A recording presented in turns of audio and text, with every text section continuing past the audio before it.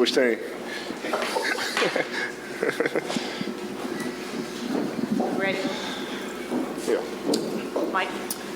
Yeah, Anthony, there was, after that loose ball, and you kind of got the crowd going, it was a defensive play to cap off a defensive night. LeBron said your defense was spectacular. Darvin talked about how you told him you wanted to dominate the series. How gratifying was it for you to have this kind of a defensive effort as a team in a closeout game? It was really good. We gave up a lot of transition points and offensive rebounds throughout the series, and we knew that's how they thrive. When we get them in half court, it's usually tough for them to score. If I'm not mistaken, it was a stat that 49 of their points came in transition, I think, last game or something like that. I don't know. I just wanted to be solid on both ends of the floor. And I know it starts with me dominating that side of the ball with my energy and effort and the presence at the rim, making it tough for them to score. So just leaving it all out on the floor to make sure that we secure the victory. Jovan? AD, you guys obviously had a commanding lead at halftime, but it felt like you guys really blew things open in that third quarter. I think you guys outscored them by 16. What did you see during that 12-minute stretch just on both ends? You guys obviously creating turnovers, getting out in transition, and felt like kind of a culmination of really everything you guys have been talking about and trying to build over these last couple months. Yeah, we was in the position before Game 3, and they kind of cut the lead down. So we just came out and said that the score is 0-0, and that's the way we approached the third quarter and was able to continue to get some separation, get some stops, and that's how we, approached it, and didn't want to let our foot off the gas. Obviously, this team can score in bunches. Jock can get hot, Ben can get hot, Jaren can get hot. Their role players can make shots, and we didn't want that to happen. So we just wanted to make sure that we wanted to keep our presence defensively, which led to a lot of transition points for us in the offensive end. Dan? AD, during the course of this series, particularly after Game 2, Memphis and Dylan Brooks said a lot of things. I know they said things on the court and stuff too. That's kind of what they do. But I'm curious, did you guys make a conscious decision to not respond verbally over the course of the series? And I guess, do you feel like no response was warranted? People gonna talk. We've had some trash talk on the court in the series, but all the talking in the media and all that stuff, we just go out and let our game talk and play basketball. We try not to get in the back and forth with those guys. Obviously, that's how a lot of times guys kind of get their stuff going. If a guy's constantly talking and you're not saying nothing back, there's nothing, they're going to eventually stop. I think that's what kind of happened with Dylan Brooks, but, we just wanted to let our game talk. Anytime we step on the floor, just play basketball and let the rest take care of itself. Did turnovers or anything? You guys talk about it? No, not really. I think, it was really, Bron and Brooks kind of going at it. Brooks trying to go at Bron and get him to say things or play differently, whatever. I don't know what his goal was, but Bron never fell into it, and guys on our team just kind of seen that and just no need to talk.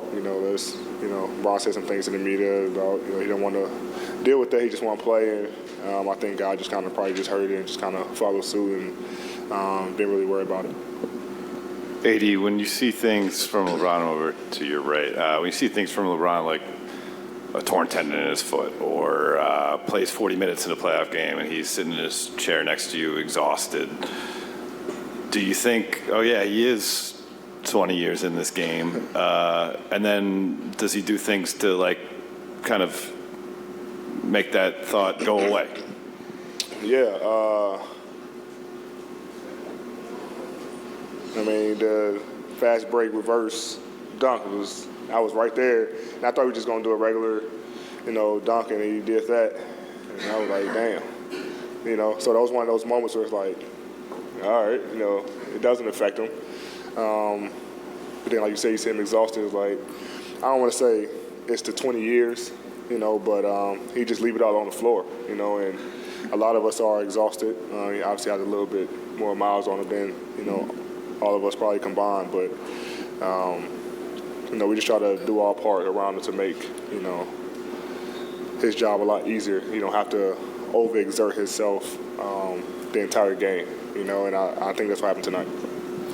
AD, in the relatively short amount of time you've been together as a group after the trade deadline, how difficult has it been with you as the center of the defense to build the trust factor in the rotations, or if you go after a shot, someone's going to box out your guy? How has that developed? Because tonight it looked like it was near perfect. Communication. Like I said, after the trade, we didn't have much time to practice and kind of go over things, but we just always talk about whatever in the course of a game. The time that we do get to, watch film and practice, we're in constant communication, and I think that was the biggest thing to kind of fast track our defensive schemes. Everybody wants to win. We know we got to leave it out on the floor, and just telling guys like, look, if your guy go by you, I'm gonna be there to help. I just need you to protect me. All right, cool, done. So guys just seeing if they do get beat and I'm there, now they trust me, which now I trust them. So now we all on the string. So, but all that just starts with communication. Last two. Allie. AD Dennis was just telling us in the locker room that from his first stint here with you guys to now, you in particular, your vocal leadership has grown and changed. Would you say that's a fair assessment, and in what ways do you feel that really benefiting the team now? Yeah, I try to grow leadership-wise every year, and just want to win. I know my voice is very important in the locker room, alongside Bronze, and these guys lean on, me to not only perform but also talk to them. Guys come to me all the time and asking me questions, what I want on the floor, what do I see, and I just try to take a step every year, especially when they get into the postseason, to talk to the guys and let my voice be heard. So, it's been a couple years since then, the first thing with DS, but I think I've grown in that department.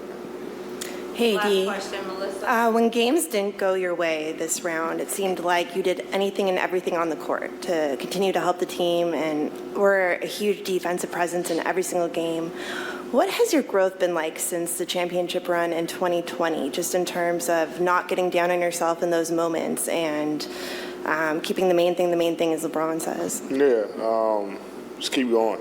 You're not going to have a game that you like every time you step on the floor, but playing with that energy you can control, and I just try to control the things I can control. And that's playing hard, playing with a lot of energy. Defense, I can't control the ball going in the basket every time, but on the defensive end, I can control, a lot of things. And that kind of just fuels the offense. So no matter what I'm doing, I want to be able to leave a mark on the game defensively. And that can kind of fuel my offensive game and the team's offensive game, and also fuel on the defensive end for us as a collective. So, I just next play mentality and just keep going and keep playing, and the rest will take care of itself.